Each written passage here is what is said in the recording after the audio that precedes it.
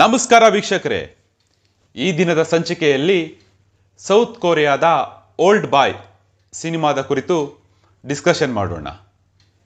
ಈ ಸಿನಿಮಾ 2003ರಲ್ಲಿ ಬಿಡುಗಡೆ ಆಗಿದ್ದು, ಬಿಡುಗಡೆ ಆದ ನಂತರದಲ್ಲಿ ಅಂತಾರಾಷ್ಟ್ರೀಯ ಮಟ್ಟದಲ್ಲಿ ಸುದ್ದಿಯನ್ನ ಮಾಡುತ್ತೆ. ಅದರ ಜೊತೆಗೆ ಅನೇಕ ಪ್ರಶಸ್ತಿಗಳನ್ನು ಪಡ್ಕೊಳ್ಳುತ್ತೆ. ಅಷ್ಟು ಮಾತ್ರ ಅಲ್ಲದೆ ವಿಮರ್ಶಕರಿಂದ ವಾಹ್ ಎಂಥ ಸಿನಿಮಾ ಅನ್ನುವಂತಹ ಲೇಬಲ್ನು ಕೂಡ ಗಳಿಸುತ್ತೆ. ಅಂತಹದ್ದು ಈ ಸಿನಿಮಾದಲ್ಲಿ ಏನಿದೆ ಅಂತ ನಿಮಗೆ ಅನಿಸುತ್ತಾ? ಖಂಡಿತ ಈ ಸಿನಿಮಾದ ಕಥೆಯೇ ಆ ರೀತಿಯದು. ಸಾಮಾನ್ಯವಾಗಿ ಸಸ್ಪೆನ್ಸ್ ಥ್ರಿಲ್ಲರ್ ಅಂತ ಹೇಳಿದಾಗ ಅಲ್ಲಿ ಫ್ಲ್ಯಾಶ್ ಬ್ಯಾಕ್ ಸ್ಟೋರೀಸ್ಗಳು ಇಲ್ಲ ರಿವೆಂಜ್ ಸ್ಟೋರೀಸ್ಗಳು ಬರುತ್ತೆ. ಅದು ಕಾಮನ್. ಈ ಸಿನಿಮಾದಲ್ಲೂ ಕೂಡ ರಿವೆಂಜಿಂಗ್ ಸ್ಟೋರೀಸ್ ಇದೆ, ಫ್ಲ್ಯಾಶ್ ಬ್ಯಾಕ್ ಸ್ಟೋರಿ ಇದೆ. ಆದರೆ ನಿಜವಾದ ಸಸ್ಪೆನ್ಸ್ ಥ್ರಿಲ್ಲರ್ ಏನು ಅನ್ನುವಂಥದ್ದನ್ನು ಕೊನೆಯ 15 ನಿಮಿಷಗಳಲ್ಲಿ ನಮಗೆ ಎಳೆಯಾಗಿ ಬಿಡಿಸಿ ಹೇಳಿದ್ದಾರೆ ನಿರ್ದೇಶಕರು.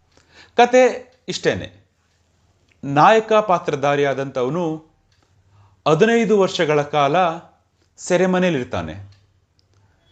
ತನ್ನನ್ನು ಯಾಕೆ ಬಂಧಿಸಿದ್ರು, ಯಾವ ಕಾರಣಕ್ಕಾಗಿ ಬಂಧಿಸಿದ್ರು, ಯಾರು ಇದರ ಹಿಂದೆ ಇರುವಂಥದ್ದು, ನನ್ನ ವೈರಿಗಳೇನಾದರೂ ಇದಕ್ಕೆ ಸಂಬಂಧಪಟ್ಟ ಹಾಗೆ ನನ್ನನ್ನು ಬಂಧಿಸಿರಬಹುದಾ ಅನ್ನುವಂತಹ ಒಂದು ತೊಳಲಾಟದಲ್ಲಿ 15 ವರ್ಷಗಳ ಕಾಲ ಅವನು ಕಳೀತಾನೆ.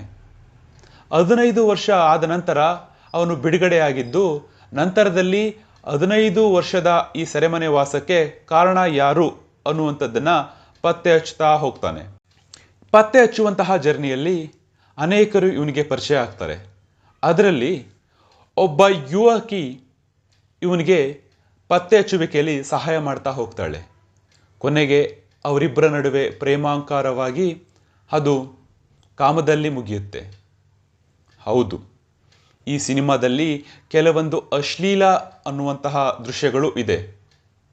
ಆದರೆ ಈ ಸಿನಿಮಾದ ನಿಜವಾದಂತಹ ಕಥಾ ಅಂದರ ಇರುವಂಥದ್ದು ಕ್ಲೈಮ್ಯಾಕ್ಸ್ನಲ್ಲಿ. ಯಾರು ಇವನನ್ನು 15 ವರ್ಷ ಜೈಲಿಗೆ ಸೇರಿಸಿದ್ದು, ಏನಕ್ಕೋಸ್ಕರ ಇವನು ಜೈಲಿಗೆ ಹೋದ, ಆ್ಯಂಡ್ ಕೊನೆಗೆ ಎಲ್ಲರೂ ಕೂಡ ಶಾಕ್ ಆಗೋ ಹಾಗೆ ಆ ಒಂದು ಸ್ಟೋರಿಯನ್ನು ರಿವೀಲ್ ಮಾಡ್ತಾರೆ ನಿರ್ದೇಶಕರು.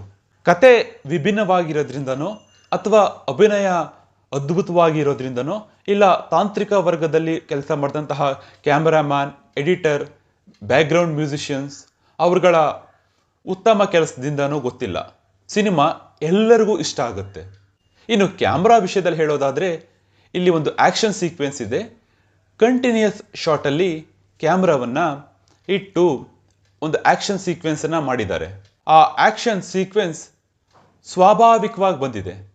ಅಷ್ಟು ಮಾತ್ರ ಅಲ್ಲದೆ ಕೆಲವು ಕಡೆ ಬ್ಯಾಕ್ಗ್ರೌಂಡ್ ಮ್ಯೂಸಿಕ್ ಇಲ್ಲದೇ ಮೌನವನ್ನು ನೀಡಿ ಆ ಮೌನದಲ್ಲಿ ನಮಗೆ ಅರ್ಥವನ್ನು ಕೊಡುವಂತಹ ಪ್ರಯತ್ನವನ್ನು ನಿರ್ದೇಶಕರು ಮಾಡಿದ್ದಾರೆ.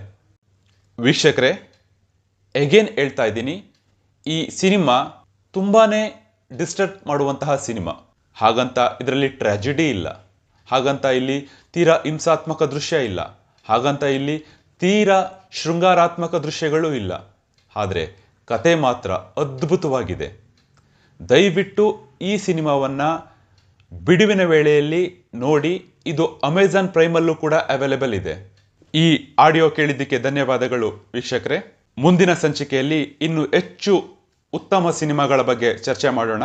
ದಯವಿಟ್ಟು ಸಬ್ಸ್ಕ್ರೈಬ್ ಮಾಡಿ, ಕಮೆಂಟ್ ಮಾಡಿ, ಲೈಕ್ ಮಾಡಿ ಹಾಗೂ ಬೇರೆಯವ್ರಿಗೂ ಕೂಡ ಶೇರ್ ಮಾಡಿ.